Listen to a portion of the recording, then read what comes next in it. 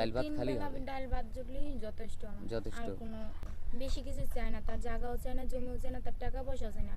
সে আমার মাকে আমারে সুখে রাখলেই যথেষ্ট। সে বয়স্ক হলে আমার কোনো সমস্যা নাই।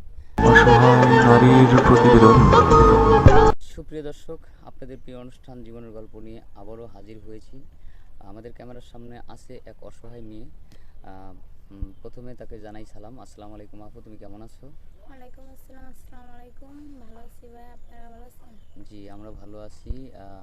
তোমার বাড়ি কোথায় আপু? আমার বাড়ি ফরিদপুর রাজবাড়ি। ফরিদপুর রাজবাড়ি। আহ, গত ভিডিওতেও আমরা এই প্রশ্নটা করছিলাম, তারপর পুনরায় আবারও করছি। কেন করছি, অনেক দর্শক আছে যারা জানে না, যার কারণে নামটা বলতে হয়। তো তোমার পরিবারে কে কে আছে? আমার আম্মু আছে আর আমার ভাই আছে। ছোটবেলায় আমার বাবা মারা গেছে। ছোটবেলায় তোমার বাবা মারা গেছে, কি জন্য কিভাবে মারা গেছে সেটা কি বলতে পারবে? অসুস্থ ছিল, পরে একদিন অ্যাক্সিডেন্টে মারা গেছে বাস চালাতে গিয়ে। তখন তোমার বয়স কত ছিল? তখন 1.5 বছর ছিল। আহারে, 1.5 বছর বয়সেই তার বাবাকে দেখে নাই। আর 1.5 বছর বয়সে মানুষ অনেক কিছুই বোঝে না, মানে বয়স হলে যে বাবা ডাক্তার দিবে সেই বাবা ডাক্তার দিতে পারে নাই। এতটা অসহায় হয়ে আমাদের ক্যামেরার সামনে এই মেয়েটা আসছে। দর্শক ভাইয়েরা, আসলেই মানুষ কখন এভাবে মানুষ প্রতিবেদন করে যখন দু চোখে কোনো কিছু দেখতে না পারে। তো ঠিক আছে, আমি আবারও তোমাকে মানে প্রশ্ন করি যে তুমি তো গতবারও আমাদের এখানে ভিডিও করছো, তোমার ভিডিও তো পাবলিক করা হয়েছে, তো কোনো সাড়া পাওনি? না। কোনো সাড়াই পাওনি না? কেউ ফোন টোন দেয়নি? না। আর দিবে, তুমি জানবে কিভাবে? ফোন তো দিবে আমাদের কাছে, তোমার তো আর কোনো পার্সোনাল ফোন নেই, না। আছে? না। আচ্ছা, আমরা ভিডিওটা আবারও পাবলিক করছি, দেখি এবার কোনো কিছু করতে পারে কিনা। তবে আশা কেউ এ পর্যন্ত নিরাশ হয় নাই, ধৈর্যহারা হয় না, কোনো না কোনো একটা ব্যবস্থা হবে। হ্যাঁ, আচ্ছা, তোমার নামটা কি আপু? শারমিন। শারমিন, খুব সুন্দর নাম।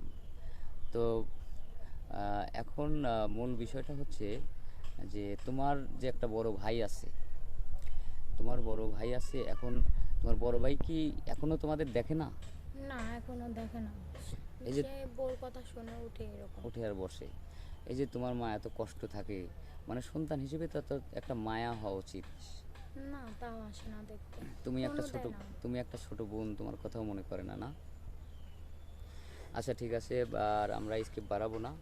তোমার জীবনের গল্প আম, আমরা শুনেছি।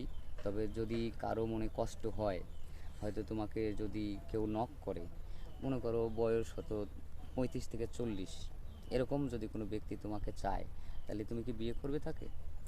বিয়ে করব। যদি তার কোনো মানে প্রথম পক্ষ কোনো, প্রথমে কোনো বউ থাকে, প্রথম পক্ষ যদি থাকে, হয়তো অসুস্থ, বউয়ের সম্মতি আছে, সেক্ষেত্রে কি তুমি তার সাথে সংসার করতে পারবে? সে যদি আমার ভালো রাখে আমি অবশ্যই করব। মানে আমার কোনো সমস্যা নাই।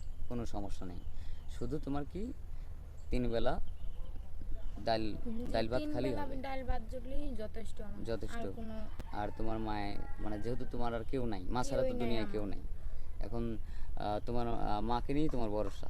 হুম। মানে তুমি চাচ্ছ যে যাতে সে আমাকে প্লাস আমার মাকে একটু দেখে। দেখে এটাই। বেশি কিছু চায় না, তার জায়গাও চায় না, জমিও চায় না, তার টাকা পয়সাও চায় না। সে আমার মাকে আমারে সুখে রাখলেই যথেষ্ট। সে বয়স্ক হলে আমার কোনো সমস্যা নাই। Thank you. সুপ্রিয় দর্শক, স্ক্রিনে আমাদের নম্বর দেওয়া থাকবে, হোয়াটসঅ্যাপ আর ইমো, কেউ অযথা ভিডিও কল দিবেন না। মেয়ের কোনো পার্সোনাল ফোন নাই। সেই সাথে আপনারা ভালো থাকবেন, সুস্থ থাকবেন। আল্লাহ হাফিজ।